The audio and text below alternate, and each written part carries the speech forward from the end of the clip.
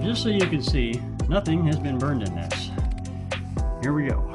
This is the smoke test to see if it's drawing through the firebox.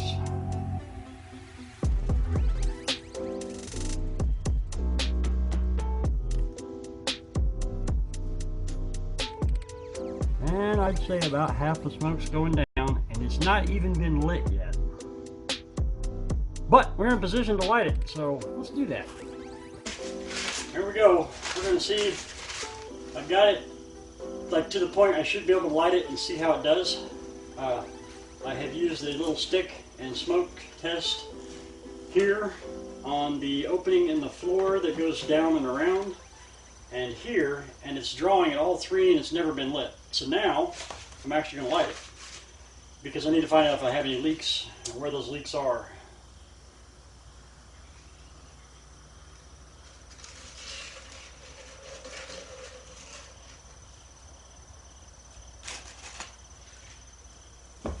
I guess it would also help if I open that. Oh yeah, made the difference.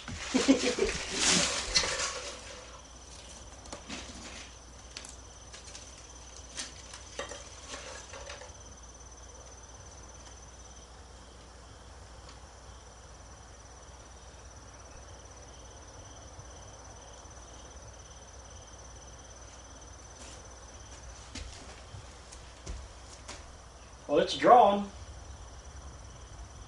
Assuming that paper is enough to light these sticks. It should be because they're really dry sticks. Oh yeah. It's toasty up here. Oh, it ought to be. So it's working. It's drawing. It is smoking a little bit. There's like a little teeny tiny cracks in the manifold here. But that is going to be covered up with cob, because that goes all the way up and to the bottom of the barrel here, and on the back side over here it comes all the way up to within an inch of the top. So I'm not doing any temperature testing just yet because I'm not giving it a full burn. I'm just giving a light one to test for smoke leaks and stuff. I had a couple of small ones here, and I stuffed some more mortar in there. Oop, there we go. And underneath, but seems to be working, and it's drawing like a son of a gun. So I did cut down the draw a little bit. It had too much air there at first. And yeah, I'm kind of happy this is working, because to be honest guys, I had no idea what I was doing the whole time. I still have no idea what I'm doing, but I'll figure it out.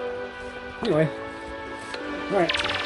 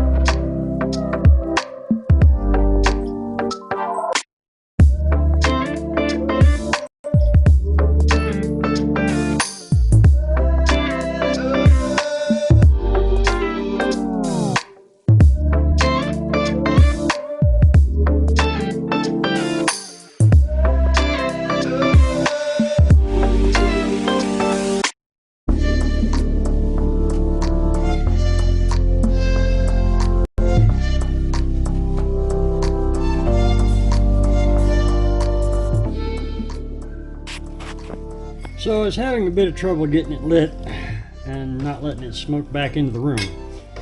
And I could do it, but it took a lot of little tricks, and the whole idea is that this tiny house can be used by me or anybody else. So anyway, the idea here is that I'm going to put in a baffle, a bypass if you will. So this is my bypass, big metal plate on a rod,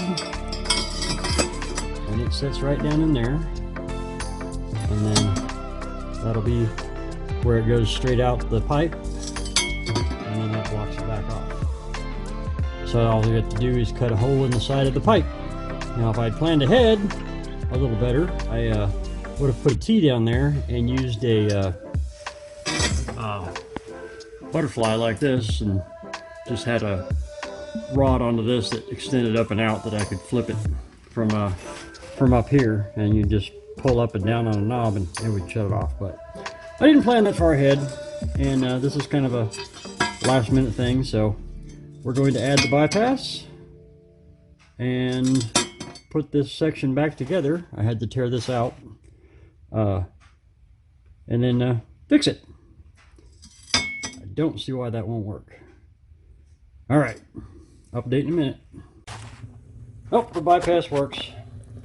I ran it for about 5 minutes with the bypass open so that it was going up the chimney right away, and then closed it, and it has not shifted burn at all, which is nice. So yep, just had to get the chimney pipe hot so it would draw better. All right, well, I guess it's on with Cobb in the rain.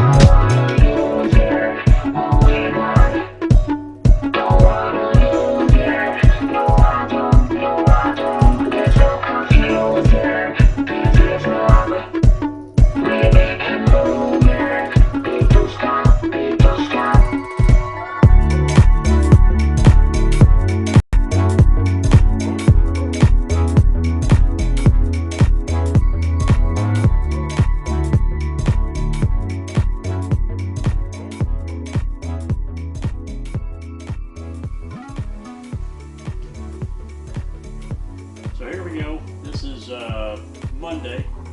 I finished this up on Friday, so it's had a couple days to dry. I wasn't here most of the day on Saturday, but while I was here, I ran it. And then Sunday, I was working on the kitchen, which is kind of off to the side and behind you, and ran it all day long. And then forgot to turn my little electric heater on last night. Came out here this morning and it was, you know, a cozy 77 degrees in here. So, yeah, it does its job, and in this small space it does it rather well. So I guess I'll kind of give you an introduction. I've had a question about cleanouts. How do you clean it? So I can go in through here and stick a hose down and clean out in the very bottom, or in this little section by maneuvering the hose around. And then this is a clean out, and this is a clean out. This one reaches back into two of the things. This one I can reach over sideways, and I can reach down into the bottom. So I think it'll be pretty clear. Really, these things don't produce a lot of creosote because the rocket mass heater itself, the rocket in here, gets so hot it burns off the creosote. So I don't really concern myself with it too much. The one that I built, the 8-inch system I built in my shop, I get like no ash in the tubes at all. So it only has one clean out because it only has one elbow. And I popped the head on it and went to clean it, reached back in there, and I got nothing inside there. So a little bit of soot, but nothing to speak of. Nothing that would clog the system. So I'm betting this one does the same. The chambers are 6 inches wide and 12 inches tall. So that path that the exhaust has to flow through in here is very large volume in comparison to the J tube and to the exhaust. So the gases slow down in here and spend more time. So it works like a bell, even though it does have a flow path. It just has to touch more surfaces because I'm forcing it to go through that path. So yeah, it appears to work rather well. It's almost completely dry. I mean, there's a little bit of moisture in it yet, and you can see that, but most of the moisture is up here in the seat back, so not a whole lot of worry there. There's a tiny bit of moisture there, and of course there's moisture down low here where it doesn't get as hot.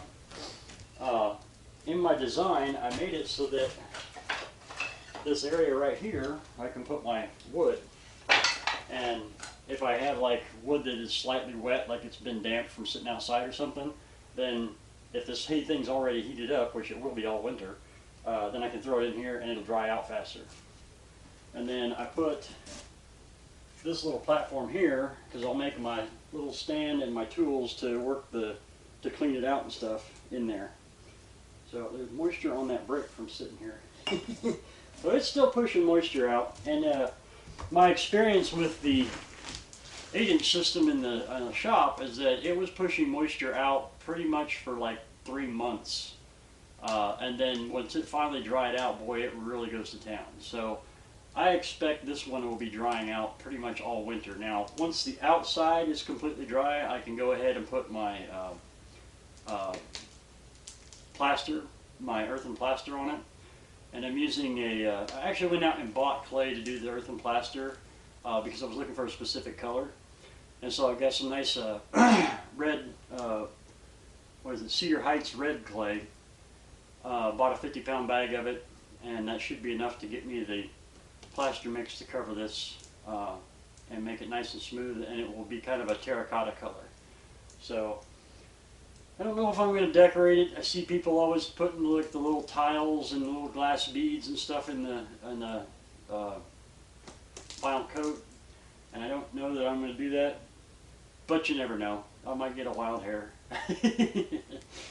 So, but now I'm back to doing the woodwork in the tiny house, so be looking forward to maybe a few videos of what's going on there, and we'll get back on it. But this has been a project, I'll tell you that. It took me a full 2 weeks, and I had very minimal help.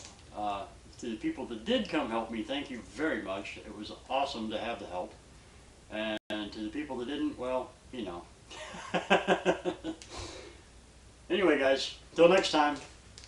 Thanks for watching.